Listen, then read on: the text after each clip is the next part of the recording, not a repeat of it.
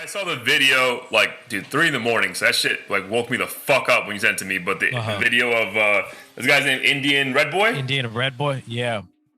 So I actually saw this video the day after the event that took place at the pool.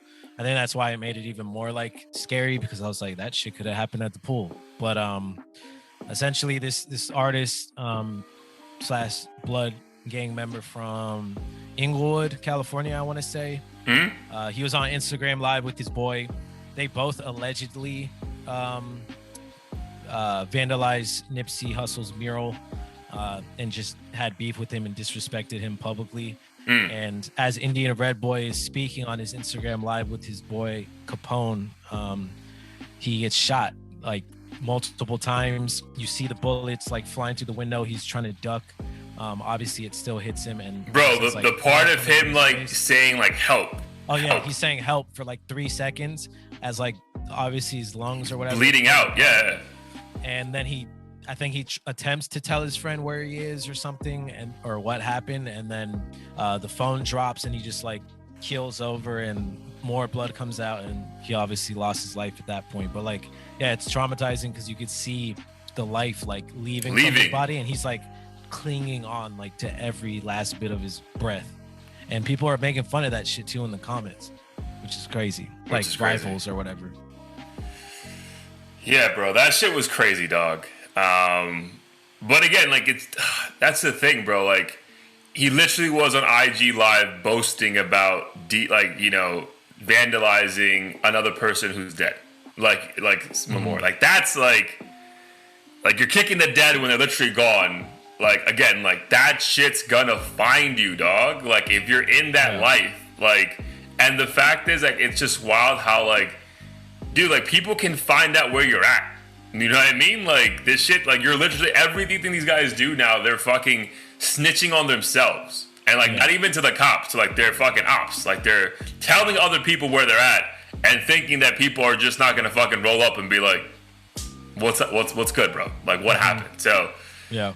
Bro, like that, but visually that's a fucking crazy thing. And you would just hope that shit would, all these dudes who are getting into this lifestyle or are in it would be like an open eye experience. Like, man, this ain't worth, you know what I mean? Like, this ain't worth making money now. Like, there's no reason for me to be doing this shit. Like, I think to go to, I know we're gonna try to hit a couple points from academics and on the Flagrant 2 podcast. But like, yo, this guy rap. He's not a rapper, right? Or he's just like I think he's a rapper. I mean, a lot of these dudes have, all it takes is having a few songs and sure. Rapper, but like, yeah.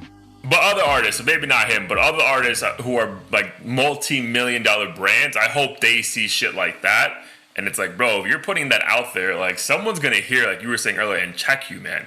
So like you better be okay with getting checked like that, because that could easily happen to you, bro. Like, yeah.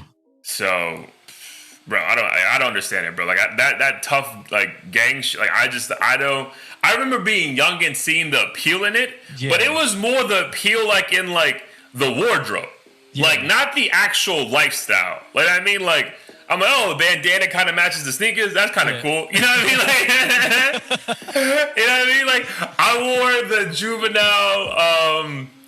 the juvenile Cash Money army camo bandana like around my neck. Yeah. And like my brother was like, bro, we have blood territory. That's like one of them. And I was like, oh, never mind. Yeah. You know what I mean? Like, but like, like that was appealing. But otherwise, like, bro, get the fuck out of here with this shit. Yeah.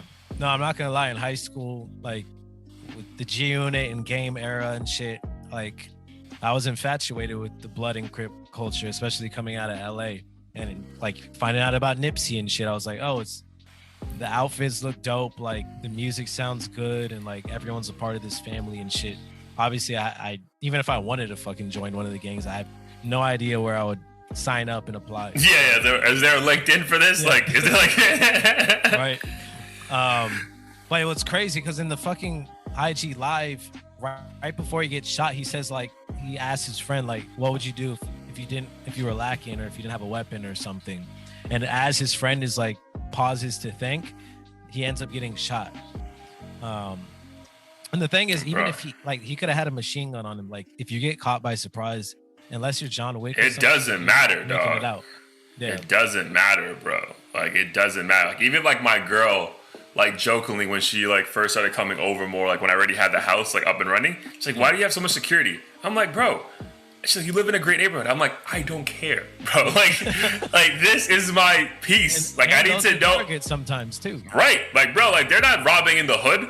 Like they're going where the money's at. So like I need to know. Like I come in this house, like I'm like, not we all like, or again, it's whatever's gonna happen. But at least I'm doing my best to avoid any surprises. Right. Right. An alarm goes off, something's about to go down. I'm mentally preparing for that situation. Whereas like, yeah, dude, like this shit can just in an instant, bro. Like literally talking to your boy, talking shit, and it's over, dog. Like it was over quick. Yeah. But bro, it felt like an eternity because man, like I didn't know this dude, but like, yo, seeing someone literally like know they're about to die, fucking frightening sight, bro. Yeah. Frightening, dog. And it didn't look, no disrespect to him, but his reaction didn't look like, oh, I ever expected this, or like when it happens, I'm gonna be good. Like it looked like just the biggest facial expression of like, oh my God, like what just happened? What just happened? What's gonna happen next? It wasn't like, oh, he just took it in the chest and like was like, fuck you motherfuckers. And yeah, like dude, it's not like it is in the movies, bro. Like these guys can pretend to be thug, and you know, the sad thing is like some of them really are ready to die, which is fucking terrible, bro. Like, yeah. Bro, I had like a health scare the other day, and I was like, bro, what do I need to do to make sure I'm good? Because this is the only life I have. Like, yo, thank God everything came back normal, my blood work. But like, bro, like, it's wild how like, just again, dude, we've been using this phrase for almost like 60 episodes now, but the lack of respect for human life is like appalling, bro. Like appalling, especially in the hip hop culture where like it just seems that people become numb to this shit. And it's like, oh, rest in peace to him. Put out a couple pictures. Yo, I was great hanging out with you at this time, and then we just keep it fucking moving. And I'm just like, bro, like this is devastating. Like how are we even like, yo? It's just crazy to me, dog.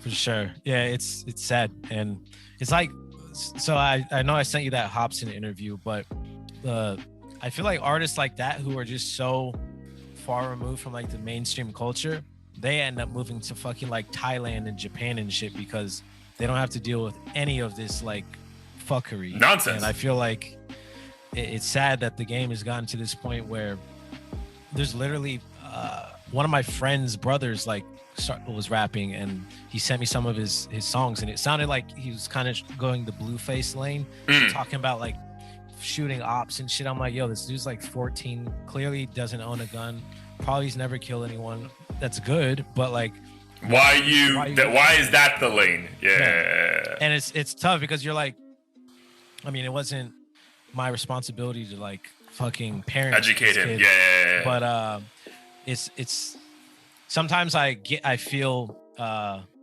uncomfortable when I see other people like nod their head and say like, yeah, like this is good music, like keep it up, knowing like the message is just like the worst shit on the planet.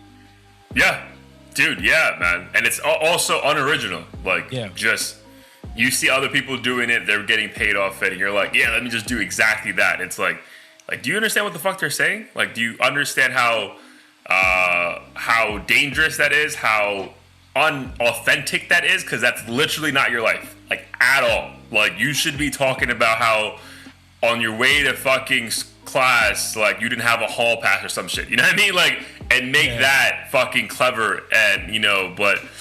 Dude, it kind of goes to the fucking the T-Pain fucking rant he had about people being unoriginal. Like, they just they want to just do whatever they can, and like that's dangerous, bro. Because kind of to our interview with Joey, like it's like what are you passing on to the next generation if you're just fucking regurgitating the same shit that's popular right now? Like, yeah, and it's because part of it I feel like is I've noticed a trend of these up and coming rappers getting notoriety because of a beef. Like there's like a notorious beef going on in their town, then they make a song, then they diss like a dead op, that goes viral, and then both the ops like become rappers and beef until one of them fucking gets their head blown off, and then we sit back and act surprised. Yeah, Yeah, dude. I always go back to that Pikachu meme where it's like, rapper talks about shooting other people. Rapper gets shot and dies. Yeah. The public's like, Yeah, it's sad. Sad cycle. it's sad, bro, and it's just, yeah, man, it's sad, dude. So again, rest in peace to him. I mean, because you don't want to see anyone ever fucking lose their life like that. It's senseless, but again, hopefully that is eye opening for a lot of people who either were thinking about being in that lifestyle or in it and like are on the fence. Because like, bro, I feel like that. I know they tried to scare us when we were kids. Like, you know, if you do certain things, like you're gonna end up fucking dead or in jail, bro. You're gonna end up dead and doing that shit. Like that, it's gonna happen, bro. And I know we're all gonna die eventually, but you are going right to the front of the line. Like I'm ready to go now, which is just ridiculous to me. For sure. And before we jump, I think it definitely does begin with parenting too, because I saw a picture of him when he was a kid, and his mom and whole family was decked out in like all red, already grooming them to like be part of this organization. And I get it. I know it's generational and everything, but someone's got to break the cycle. It really is, dog. Yeah, it really is. It really is generation. Like, you just follow what is around you. Like, I feel like someone had a name, like an album, I think Jim Jones. Like, we're all products of our environment to a certain extent, right? A lot of people, obviously, it's not an excuse, right? Just because you were born in a certain zip code, that should not lay out the rest of your life. But sometimes it does, like you said, take a brave person to say, hey, I'm not doing this anymore. Or a parent or uncle or cousin, someone to say, like, bro, I'm doing this, but because I have to, bro. Like, you're young still. You don't have to do this. So it's just sad, dog. It's just sad. Yeah, 100%. But yeah, so hopefully less violence out there, less stupidity.